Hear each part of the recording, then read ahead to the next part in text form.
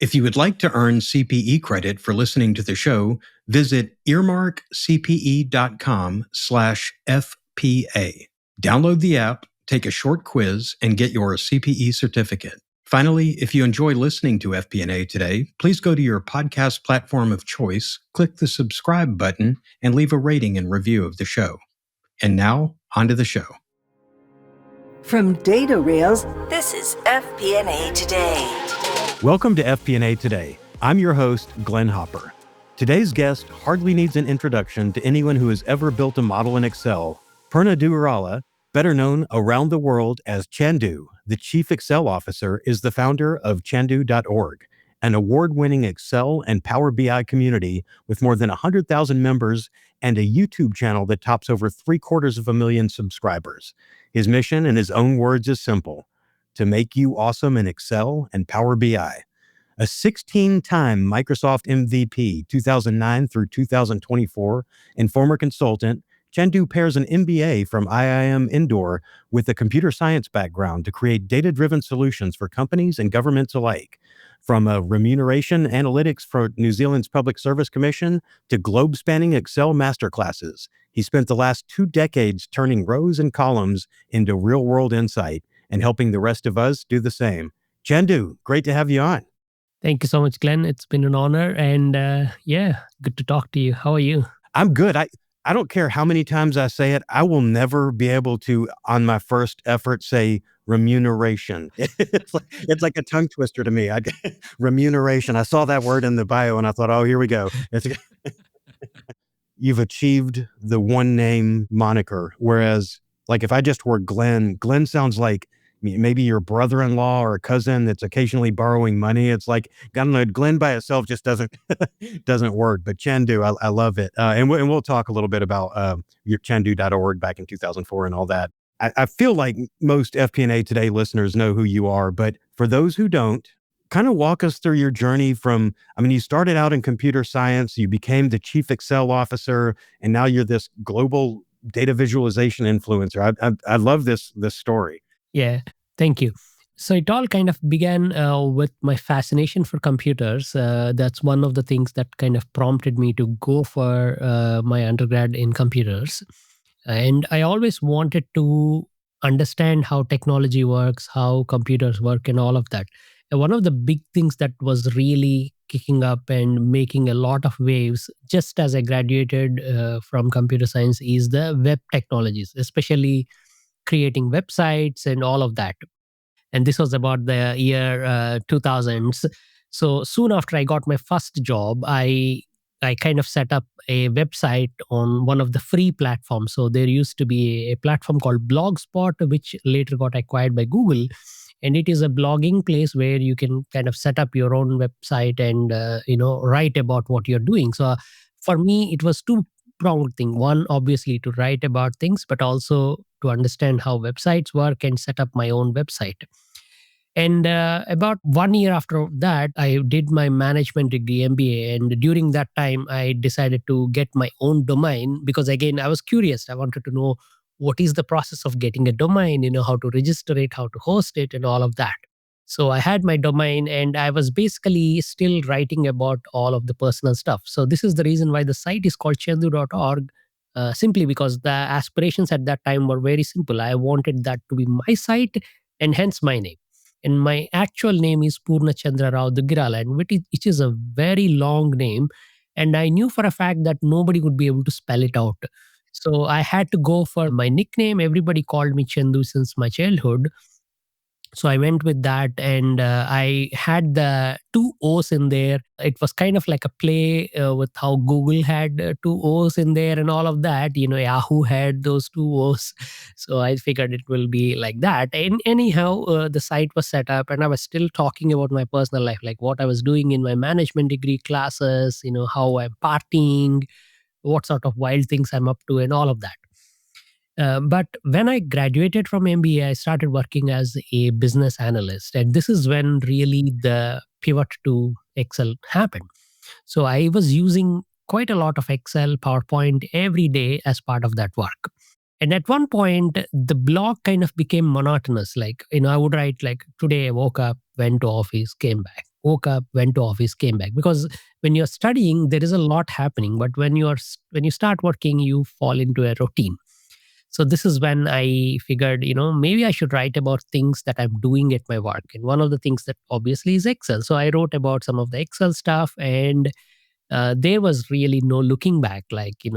Once I started writing about Excel, more people started reading that website and sending me emails, and it kind of put me on a journey where I was trying to figure out how to learn more, share more, as well as grow the audience there.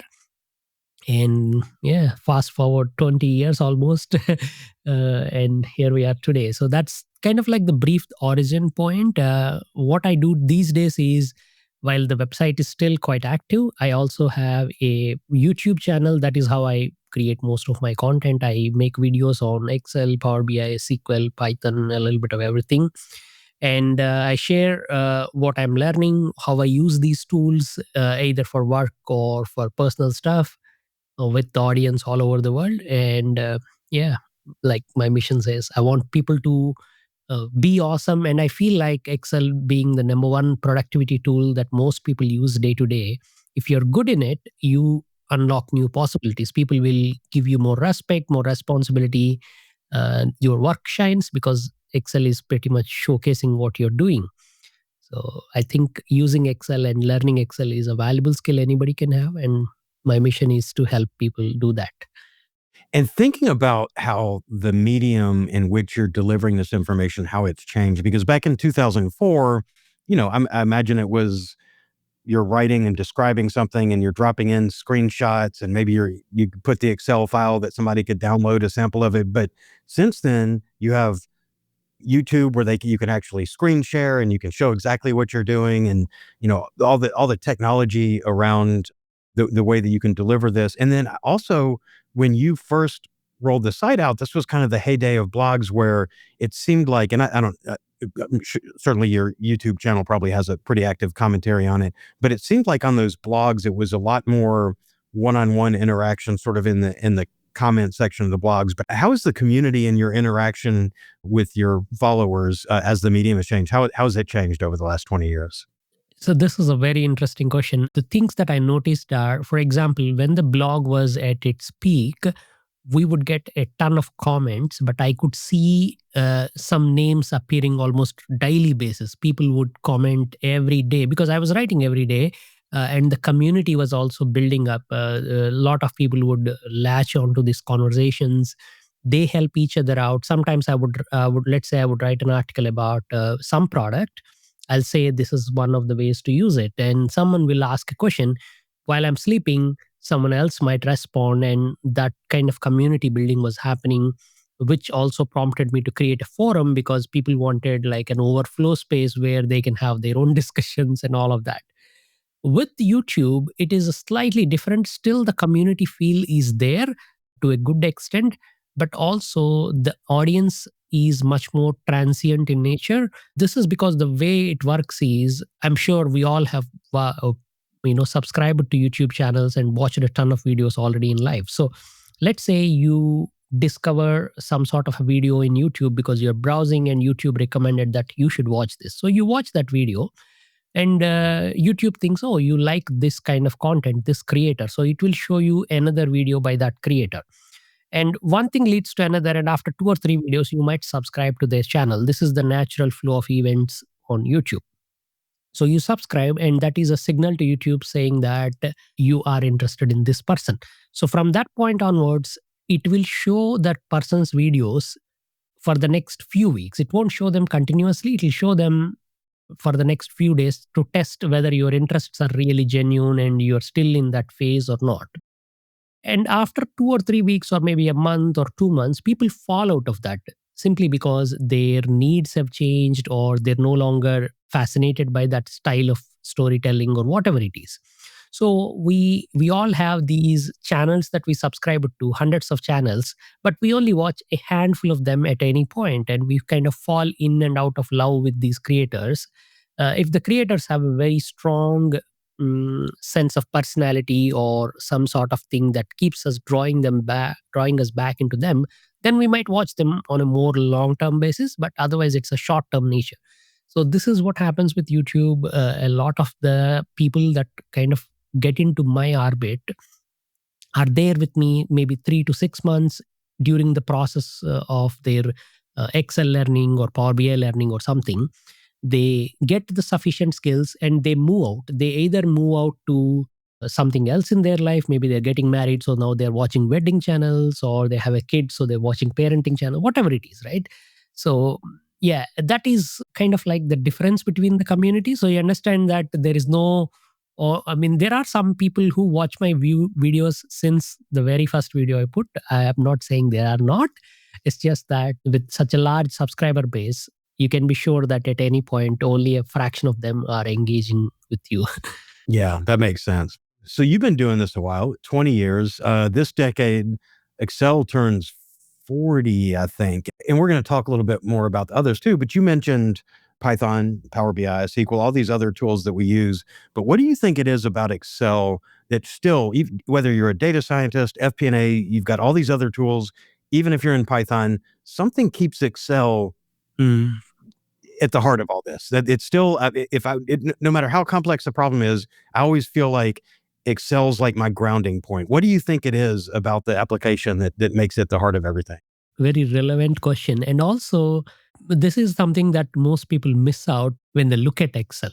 So my opinion is Excel is one of the easiest softwares to use. It has maintained its ease, like how approachable it is, whether you are a complete newbie who just finished school or somebody who is working in an organization for 40, 50 years and has got all of this wealth of experience. It appeals to both of them like, yes, I can use this. Right? So Excel, because it has got that approachability, most of us feel comfort around it. It's like, we just want to hang out and open Excel and then start doing without feeling like lost or anything. To give you an example, I've been a coder all my life. I've done software development. I have used different kind of powerful tools for all sorts of things. And even then, sometimes one example being Premiere Pro, which we can use for editing videos. So as part of my YouTube journey, I started learning how to do video editing, and I have been a very proficient editor with other software. And I thought, okay, let's just learn Premiere Pro because it lets me create different kinds of videos. And I can't tell you how frustrated I was for like the first many, many weeks to get a hang of what is going on and how to use that software. Whereas I never felt that with Excel. Like even the very first time I used Excel, it kind of instinctively made sense to me. I mean, not the very, very first time, because that was when I was really small kid and I couldn't really understand this grid nature. But once I kind of started working, everything kind of fell in place. I understood what is the purpose of Excel and how it plays a major role. So because of that, I think we all want to come back to Excel. We all want to use it as the first starting point for any big thing.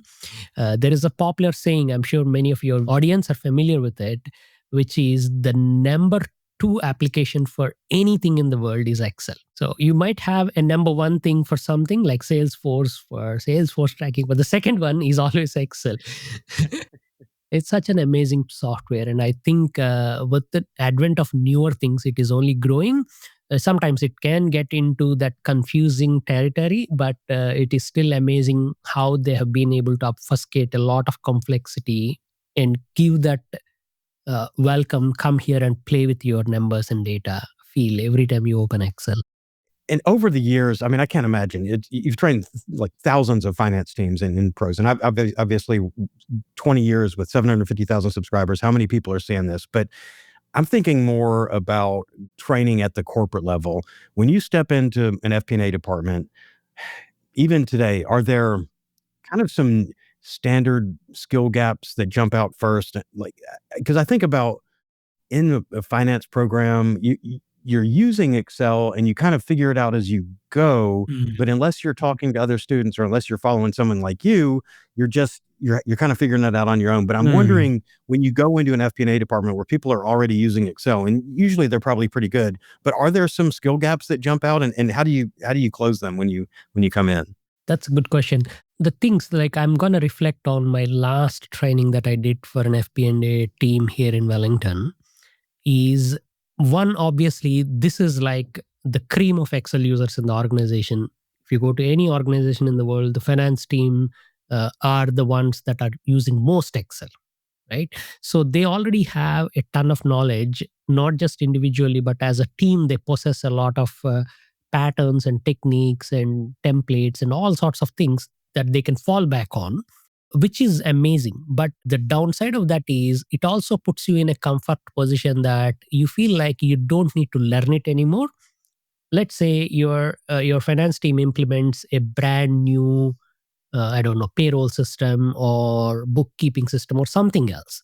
Then everybody is put on this massive training program and road shows and whatnot that goes on for months on end until all of them are proficient with that new application that the organization has rolled out.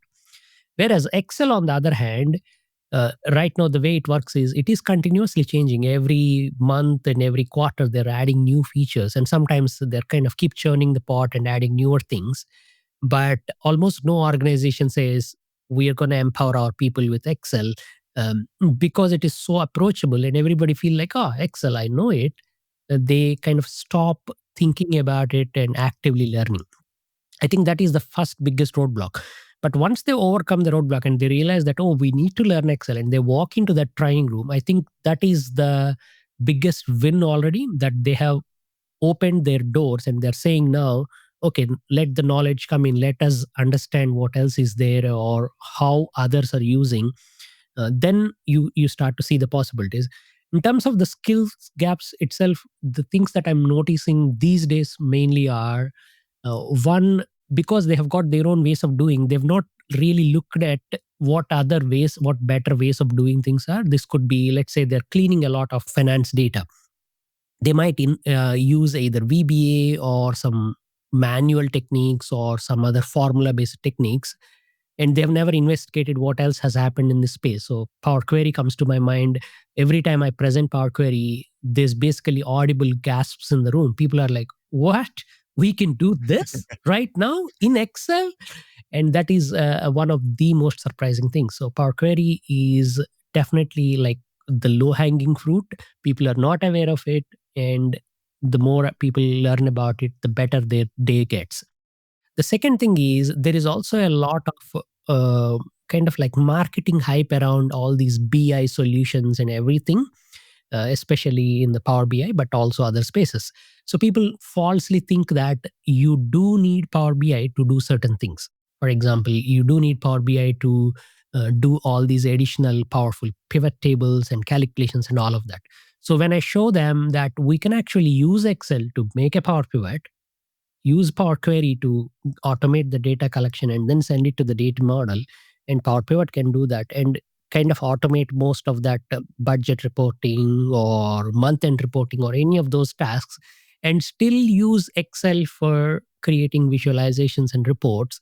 That is another thing that amazes people. Of course, Excel is not secure, so there are some other things that we need to worry. So these are what I would consider as major skill gaps. There are other things in Excel, but features like Python and all, I feel like they're there. They're good to have, but also they're not really the deal breaker for most. Simply because if you're at that point, you're already using Python, chances are you do have a Python setup on your computer. You don't need Excel to use Python. Yeah. A couple of follow-ons with that. So first off, what we've realized as I talk to people who are adding to their Excel skills and trying to learn Power BI and use that, doesn't it seem like Power Query is like the perfect gateway drug to get people to move from Excel into Power BI? Once you understand Power Query, it kind of opens up the possibilities with Power BI. Yeah, it is definitely the thing that I feel people need to also understand is assess the needs correctly. Do you as an organization need this really powerful tool called Power BI, or your reporting and requirements are so simple that they can still be met with Excel? And have elegantly provide that, which means lesser cost and lesser headache, less number of software to maintain and train and guide people through and all of that. But yeah, definitely Power Query and to a greater extent even Power Pivot are like that entry points into Power BI. Once you see that, oh, this is flexible and now we can move everything online and just put it there and connect it to other endpoints, that opens new doors and new reporting possibilities. Yeah, I always think of it like Excel is two-dimensional, and once you get into Power Query and Power Pivot and then to Power BI, it's like you get this third dimension, and it starts to make a lot more sense, and it changes the way you think about data. You mentioned the grid structure in Excel, but it sort of expands. To me, that's the way I picture it. Well, Pivot in general, but I just picture it moving beyond that. So Yeah. FP&A Today is brought to you by DataRails, the world's #1 FP&A solution. DataRails is the artificial intelligence-powered financial planning and analysis platform built for Excel users. That's right, you can stay in Excel. But instead of facing hell for every budget, month-end close, or forecast, you can enjoy a paradise of data consolidation, advanced visualization, reporting, and AI capabilities. Plus, game-changing insights giving you instant answers and your story created in seconds. Find out why more than 1,000 finance teams use DataRails to uncover their company's real story. Don't replace Excel, embrace Excel. Learn more at datarails.com. my other follow-on question to that, Python in Excel, I haven't seen a really good use case where it completely makes sense to me at this point.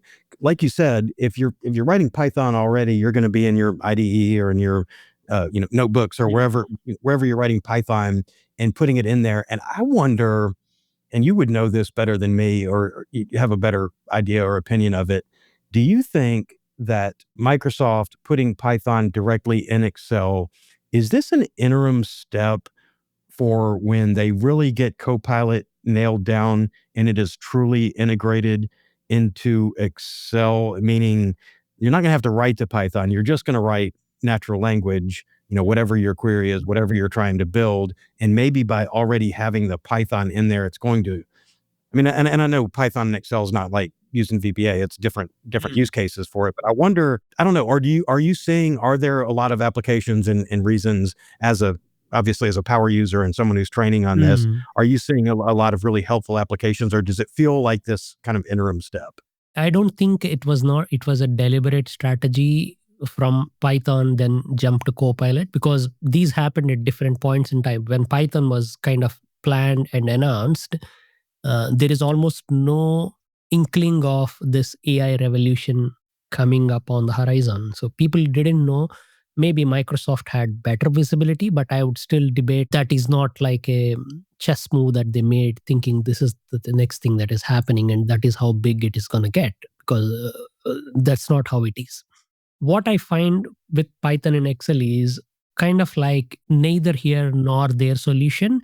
It doesn't replace VBA because it can't interact with Excel's own object model or other applications like Outlook or Word or PowerPoint that we can automate through VBA in Excel.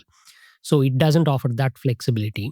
It is not full-fledged Python simply because it only supports a handful of libraries, and all the code must travel from your computer to the Microsoft cloud, run there, come back as a result, which in my opinion kind of takes away the purpose of programming. The whole purpose of programming and building even notebook style programming is that sort of instant check the result, move to the next step kind of a thing. Now you're adding a third party here, which is a cloud that is somewhere else altogether. You have to go there, run it, come back, which adds unnecessary latency. And that might not be a big issue for one line code. But if I have got like a 10-step process, by the time I get to 10th step, this jump might happen 9 times for each of those steps, prior steps, to see the result in my spreadsheet, which is just annoying. And on top of the limitations that what libraries we are allowed to use and whatnot. That's not how programming works. When you're programming, you're always thinking, oh, this is a new problem that I encountered. I must incorporate this additional library or whatever. And suddenly you come to a place where you're not even allowed to use those things because that's not supported by Python, because that library interacts with your file system or something else.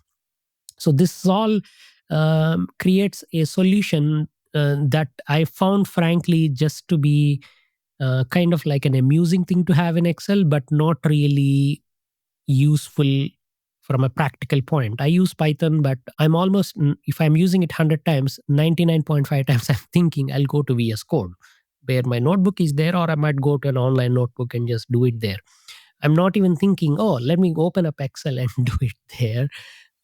It creates additional issues to the outputs generated. They come in as objects, and that themselves are there, and they're not technically in the spreadsheet. They're hovering on the spreadsheet, and that opens like completely different can of worms and all of that. And maybe it was kind of like one of the checklist items for them, and they wanted to have it there as a POC first, and then see where the beast will go from there. Yeah. But I mean, definitely it opens interesting possibilities, like the visualizations that we couldn't previously create in Excel. We can make them with Python, certain types of analysis and models and all of that. But like I said, if I'm doing that, chances are I'm already elsewhere, not in Excel. Yeah, I always pictured it, let me bring my Excel sheet into my Python, not let me drop my Python into Excel. But it may end up being prescient, though, as they do integrate more and more AI. I want to talk about AI in a minute, but also, so Data Rails right now, I don't know if you've seen, they have this whole new campaign with F Panda. He's an Excel lover, and basically rebelling against all these Excel is dead commentaries that we hear every few years. We hear it, and since we're just talking about Python, and we're talking about Power BI, and we're going to get into AI in a minute. But now that these are all kind of embedded in the grid, I mean, how do you respond when someone asks you or maybe suggests to you that Excel's on the way out? I think they need to open their eyes. They need to see that that's not how the world is. Definitely, Excel is still one of the largest, if not the largest, business applications used every day by hundreds of millions of people, not millions, hundreds of millions. And it's only going to grow. It's just that there is now more options, and they're kind of own products from Microsoft are trying to cannibalize into Excel a little bit. This seems like a very silly thing to say, but for example, for a long time, Excel has this green color and Power BI has the yellow color. This used to be the color branding that Microsoft went with. Then out of blue, I think around sometime in 2023 or 2, I don't remember now, Microsoft went and replaced the colors in Power BI with green color. So I did not. I'm colorblind, so you're dropping a truth bomb on me that I was unaware of. So right now it is kind of now back to neither green nor yellow kind of a color scheme when I open Power BI. But they went and they did that. And part of me as a business person, I enjoy branding, and that's one of the things that I was kind of like got deeply passionate about back in my MBA days, and I still continue to, like branding and design and all of that. So part of me couldn't help but think, this must have been like a deliberate strategy from somebody internally to see that a majority of would-be Power BI users are currently Excel users. So if we align ourselves and kind of get into that color space, maybe they'll start to associate with us better. I don't know. I'm just kind of making it up because I'm not really sure that is the thing, or nobody from. But yeah, and definitely if you look at Fabric also has got that green color. So I think that alone is another contributor to this factor that people now think, oh, Power BI can do all of these things, then why should we use Excel? And many times it's easy to portray Excel as a villain, like, you make a big budgeting boo-boo and you somehow suddenly lost $1 billion. What are you going to blame it on? Human stupidity or process error, or simply say, oh, somebody hid a column in Excel and we didn't see it? Like, you're managing $1 billion. You should know, you should check for hidden columns, and you should trust that somebody better to do this job. So we get all of these things, and that kind of amplifies the message. But I think Excel is still one of the largest applications, and even with the amount of amazing things that we could do with Power BI and all of that, Still, millions of people every day are looking at all of these BI reports from Tableau, Power BI, SAS, and whatnot, and always asking the question, where is the export to Excel button? Simply because the comfort that Excel creates, none of these other tools are able to do. So I think Excel will be here to live. It might evolve into a different beast eventually, but it's good to embrace it rather than try to villainize it and see some other solution, which will be more cumbersome, more tricky to work with, and more restrictive. It's funny you mentioned that export to Excel. I'm working with a client right now and we did their dashboard. And when I showed him the dashboard, we moved where the export to Excel button is. And the first, like I hadn't even started to talk about what's on the new dashboard. And he immediately said, where's export to Excel? And I thought, wait, I just did this dashboard so you don't have to export to Excel. But everybody, to your point, everybody wants to pull it out. So I thought that was pretty funny though. And right on point with what you were saying. I guess in the future, we won't blame the hidden columns for our mistakes. We'll blame AI, I think is where we're going. Hear me out. I think that, so the whole Python and Excel and everything, I understand why Microsoft invested $15 billion into OpenAI, and then they've continued to invest with their acqui-hires and other things they've done. I know what they're striving for. And we've already had this with Copilot and with SharePoint being able to access documents and and I don't know when this episode will air, but just a couple of days ago, ChatGPT announced all these connectors to Google Sheets, to Outlook, to Teams, to OneDrive and SharePoint and all that. So that if you're doing a deep research project, can go research all your own documents. And I'm going to be really curious to see how that integrates with Excel. If you could actually ask a question in ChatGPT, you're connected to your OneDrive, you have Excel files in there, and you say, look in the 2024 final budget folder for version 23.6 or whatever of the budget, and tell me what we budgeted for T&E for whatever it is. I wonder if it's going to have that ability to dig down, because right now, outside of doing that, you're looking for integrations into basically APIs or MCP, whatever you're doing into the actual application. I'm going to be and I just haven't had a chance to test it yet. I'm very curious to see how deep those queries are going to go, because if you've got a spreadsheet with 15 tabs on it, it's a 20 meg spreadsheet or something. I don't know how good ChatGPT is going to get in there and navigate that. But I'm seeing the future here, and I always joke that I know what Microsoft is envisioning is kind of Clippy version 2.0, where you've got this AI assistant that's helping you write your formulas and helping you do everything, but this time works. And I do believe I'm bullish long-term on them. I know Copilot isn't quite where people want it yet.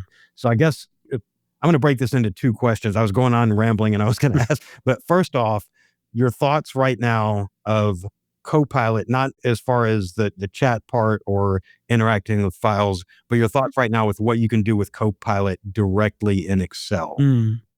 So it's a good thing you mentioned that, because I'm also using Copilot in Excel a little bit more, so that I could. I'm currently developing a Copilot in Excel, kind of like a training program. So I'm doing the research myself just to understand what the limitations are, what the possibilities are, and what the best practice could look like in its current shape and form. And while it is still changing a lot, I think it has come a long way, and it does offer some good possibilities, especially either if you're a busy person and you haven't got time to figure out the formula or whatever, or you're learning and you have no idea what you're doing. So these two are really high value use cases for Copilot in its space. But if you already have a ton of knowledge, or you know which way you're going, chances are you will get there faster than Copilot can, simply because of the current setup where you have to go to this panel, type in a big prompt, wait for it to respond. Let's say you want to highlight all the at-risk projects in a big tracker. You would be able to do that if you know your way around. Select the data, either filter it or go to conditional formatting, add a new rule. All done in under a minute if you know your way around Excel. But you have no idea where this thing is or what it is called or how to use it. You have only briefly seen someone else do it somewhere. then you're going to struggle. You might actually watch a YouTube video, from there bump into a short and randomly get served an ad that is not relevant and now go in a different rabbit hole. So you're looking at 30 minutes, an hour, or even a whole afternoon gone there. And for you, this thing is a godsend, because you just ask the pointed question and it'll do that in under 5 minutes. So there is a class of users who will benefit tremendously if they rely on Copilot, because they're struggling and they're still coming to terms with the new software because they've come from elsewhere or whatever. So in its current shape, I think that is a very valuable use case for Copilot. It might actually get to a space where things can get a little bit more interesting. Like, for example, right now we have got formula autocomplete. There might be a future version of autocomplete where AI, as you start writing equal to, instead of formula, you will describe what you want and it will replace that with formula. No, those kind of things. So those kind of things is where it can get a little bit more in your face, but also more helpful. Nevertheless, no matter which way these things go, you would always want to have a sense of whether this is right or wrong and correct it as it goes. Because in its current definition, all AI technologies, they're not deterministic. They won't produce the same output two times. I mean, with enough training, they will. But still, there is this odd possibility that they can come up with a completely new piece of code, because that's how they are designed. So that part of it is still a very real possibility that you would need to see that, and then you would still need to be able to comprehend and sense check that. But that's a different space altogether. But currently it is that. The other thing that I also want to say is, you mentioned how ChatGPT added these characters now. But I'm not really sure if you've seen this, but there is also a Copilot that is not in Excel. It's called Copilot on the web. So if you go to copilot.microsoft.cloud, it will take you to the Copilot page. Now that is hooked up to your tenant by default. So it logs you into your Microsoft. And there, the connectors are already built in. So you could potentially ask like, hey, can you analyze the budget act, and then point to a file in your OneDrive. You can say the 2023 budget file, and then tell me the insights, or ask a specific questions, or have conversations about files. You can even point to an entire folder in SharePoint, and then it will be able to do that. So I've been using it like that a little bit, just to see what it could come up with. Even ask that, look at this Excel file, make a presentation. All of that is already there for the Copilot on the web. So that ecosystem of different Copilots doing different things is of good value. But again, because these things are still being cooked and there is new things added, sometimes things don't work. It is still work in progress. Yeah, I encourage people to get out there and try it out, because if you're just burying your head in the sand and ignoring it, you're going to get caught flat-footed when they finally do sort of hit critical mass and these things are working.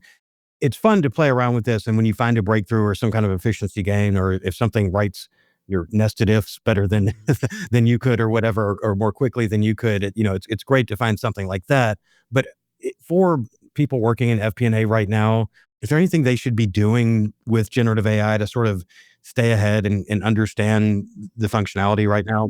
I would definitely say you should be aware if you are already in this space. And the good thing to do is just be aware, look at what is happening in different things. There are lots of players here. We don't need to know about all of them, but at least be aware of what the possibilities are in each of them. And definitely, no matter what you do, don't go every day morning to YouTube and watch all the AI videos or things like that. That is going to just mess up your mind completely. You are not playing in that space. Instead, maybe catch up with the news once a month or once every couple of months. There's lots of blips that are happening, but some of them could be a flash in the pan kind of thing. And we would only know after 5 to 10 years which of these amazing discoveries they're making would actually survive all the test of time. But these are exciting times, so you don't want to miss the excitement out. Be aware and try to either adopt one or two use cases. Think of them like, what is one win that I can take from here and implement into my workflow this quarter or this half year, and think in that horizon. I think that might be enough, especially if you're sufficiently skilled already in Excel. Like I said, if you know where you're going, the Copilot is not going to get you there faster, simply because how it works currently. But if you know what it is doing, sometimes some of the labor work that you do might get faster or better, or you might even come across some other way of doing it just by keeping your eyes open.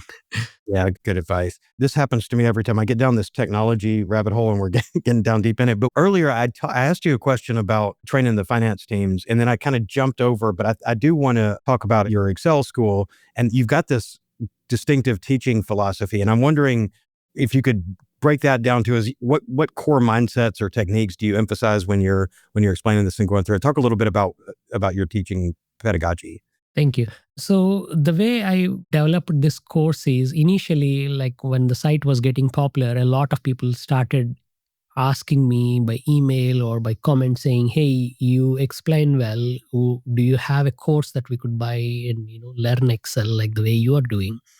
Because one thing that I find even today to a large extent is most of the courses, they're all too theoretical, too made up in a way. The examples don't feel realistic. And even when you're learning, there's a lesson on VLOOKUP, there is a lesson on index match, there is a lesson on XLOOKUP, there is a lesson on pivot tables, without actually connecting them to the real world and how and when and why you should use them, what happens when you do this, or why you should be doing that. That part is not very well explained in most courses.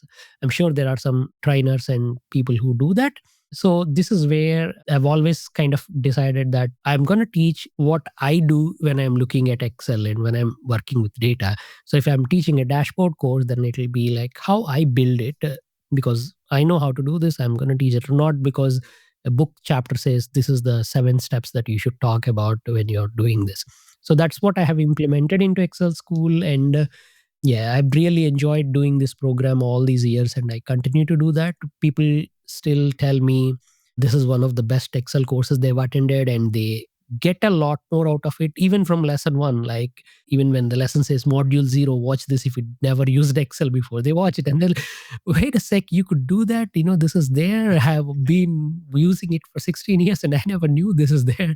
So yeah, that's the thing. And I like to keep the examples realistic and explain not just how, but like the reasoning behind it, and how I solve the problems, and encourage people to go in their own way, because Excel offers multiple ways of solving any problem. So there is no points that you get for being loyal to index match versus XLOOKUP or anything like that. So uh, yeah, that's at the core of all the teaching that I do.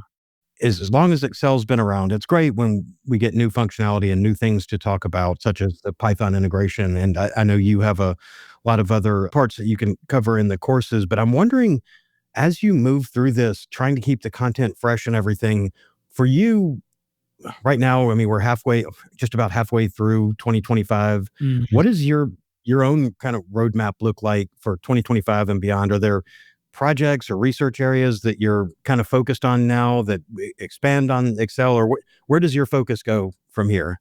That's a good one. What I normally do is, because these days the business side of Chandoo.org runs like this. So we have got the YouTube channel, which is the primary content platform. That's where all the new material that I create is put.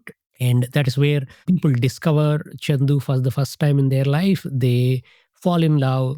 Thereafter, sometime they might decide, oh, let me attend one of his courses, or he's presenting at this conference, let's go and meet him there, or whatever. But they enter into my trajectory through the YouTube channel a majority of the time these days. So all the planning and all the road mapping happens around that first. Like, I'm thinking, what do I talk about for the next 6 months to 1 year, and then place everything else around that, so that's where that goes. So this year, what we are trying to do is kind of go a little bit more in depth in terms of topic, as well as offer different examples. So to give you a contrast, for example, last year what I did is, on my YouTube channel, I made a playlist of around 14 videos called Free Data Analyst Course. Because one of the things that I find as a big roadblock for people who are getting into the industry is, getting quality education is hard.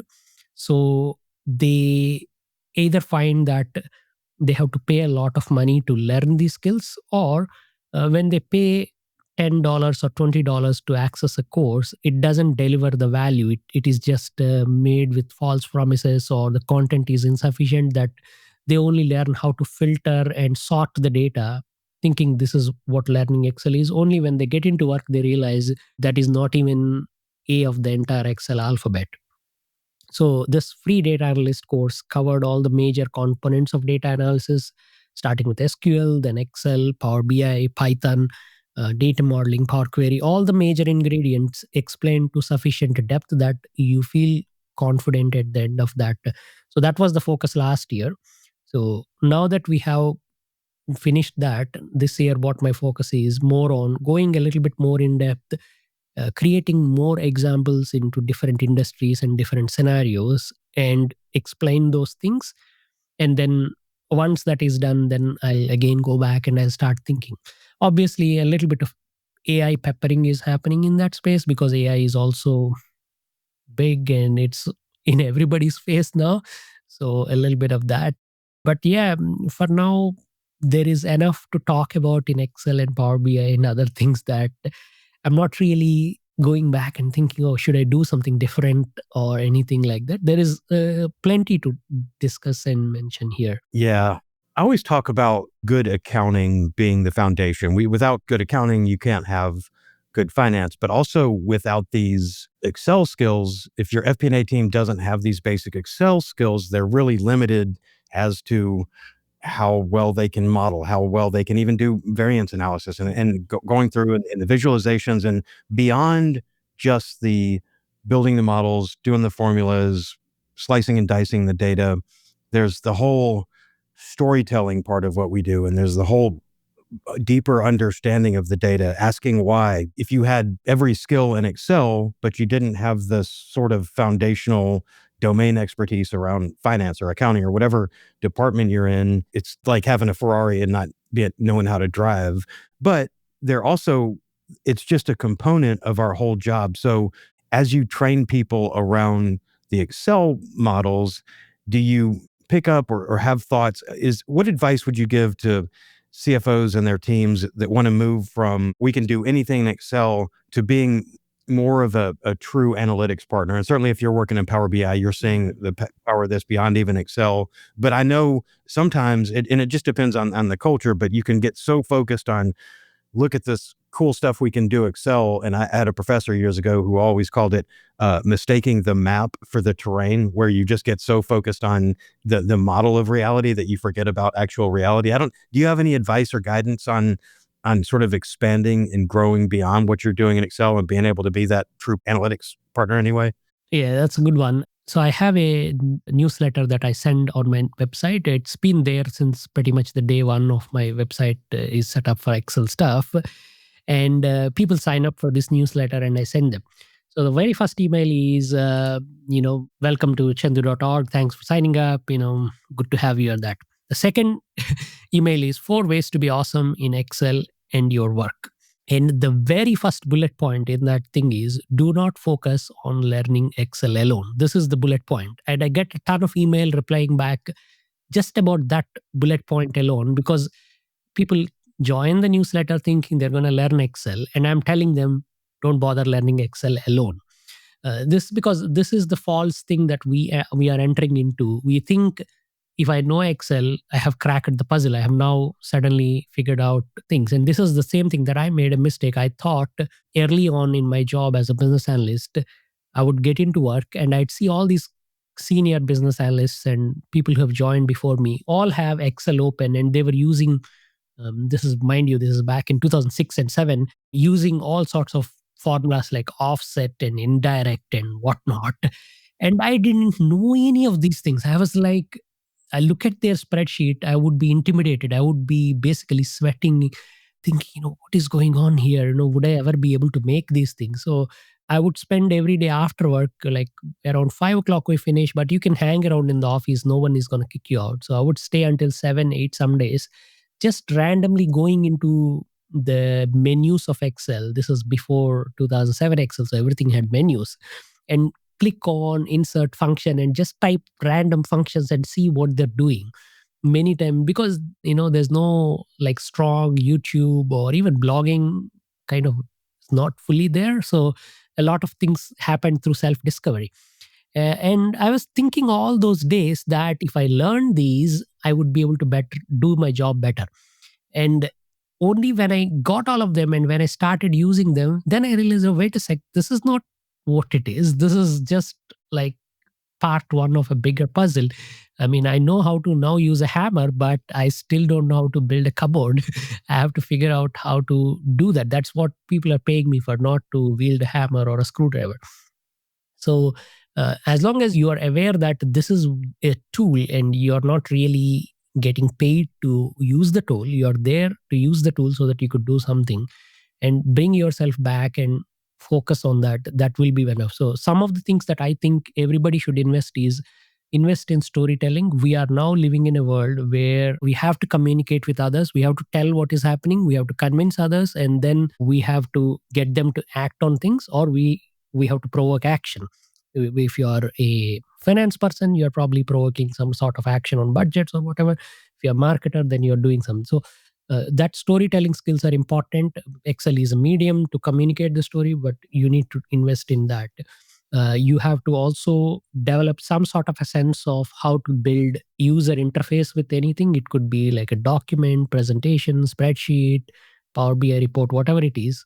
They're basically all user interface, right? If somebody is using, so think about like how they are using, what matters to them, and how to bring that out, and understand more about your business, what the drivers are, and what happens when this goes up or this goes down, why it should matter, how it should matter. So all of that. This is, I think, so much more valuable. If somebody is really good in that space, they're gonna be more valuable even if their Excel skills are poor.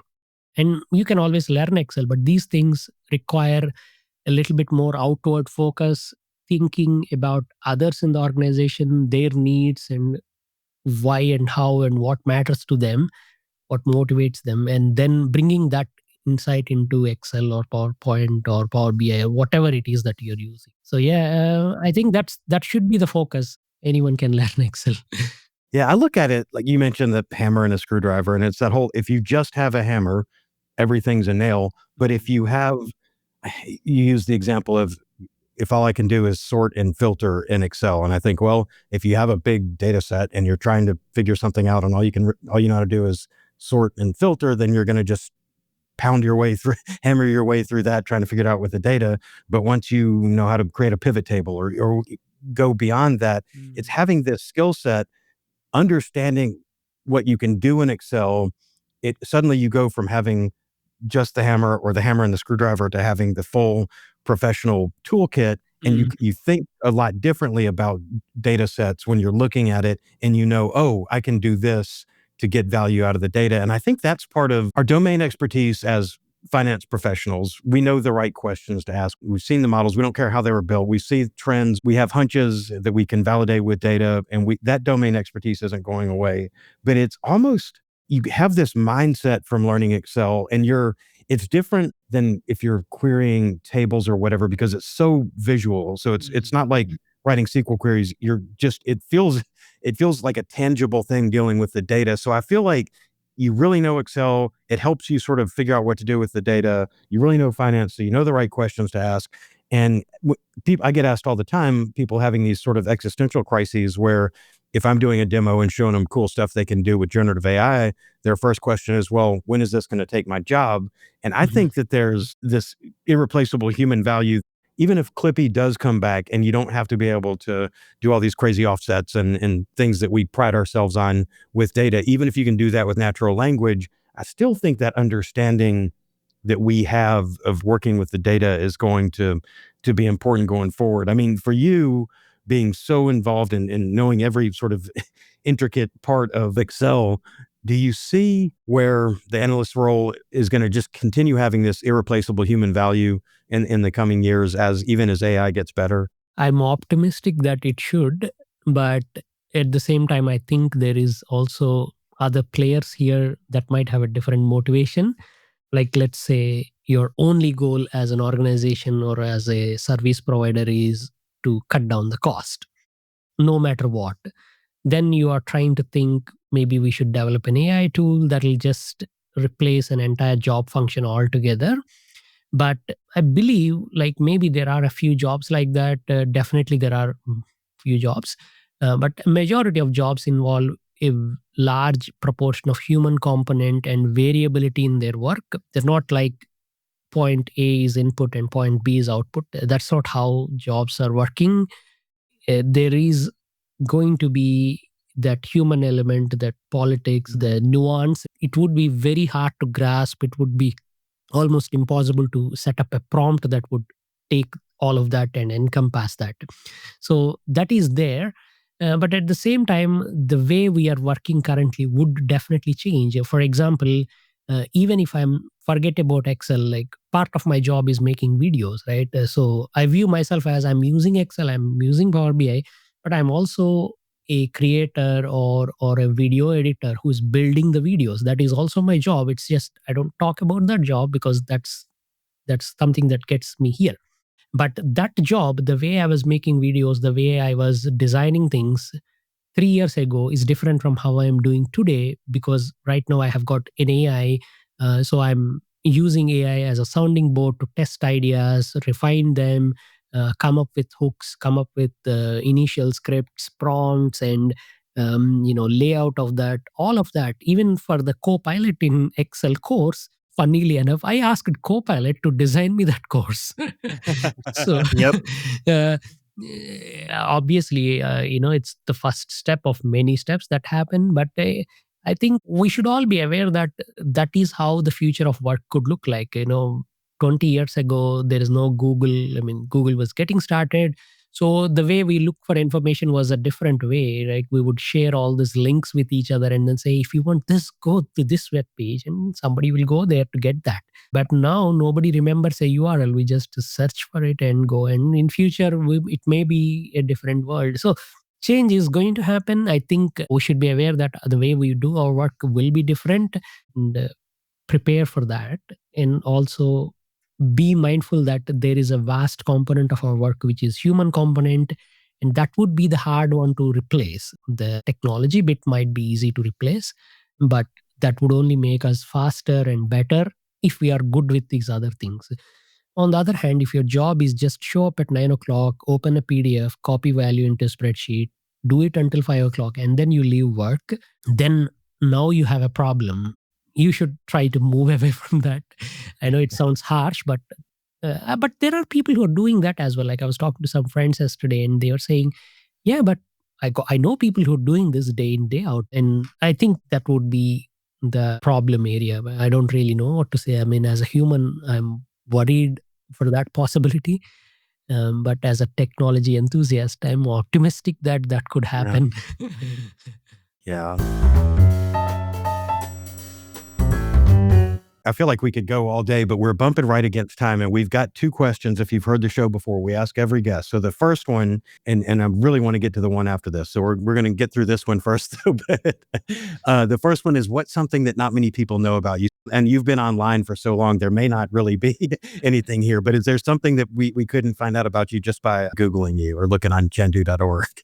I mean, there is so much of information about me online. It's not to brag or anything. It's just that if you've built your entire personality around a website and all of that, and that's your work, right? So then there's like the other day, my kids were saying, we asked ChatGPT, what is Chandoo's net worth? And this is what it told us. Like it told some 7 million or something. So they're asking, Dad, do you have 7 million? Like, where is the money? Show it to me. So there is so much of it. And with the AI and now all the hallucinations and whatnot, there is even more of it. Some of it correct, some of it incorrect. That I don't know. I mean, there are a few things, like, for example, for the last few years, I've been kind of getting more into playing video games.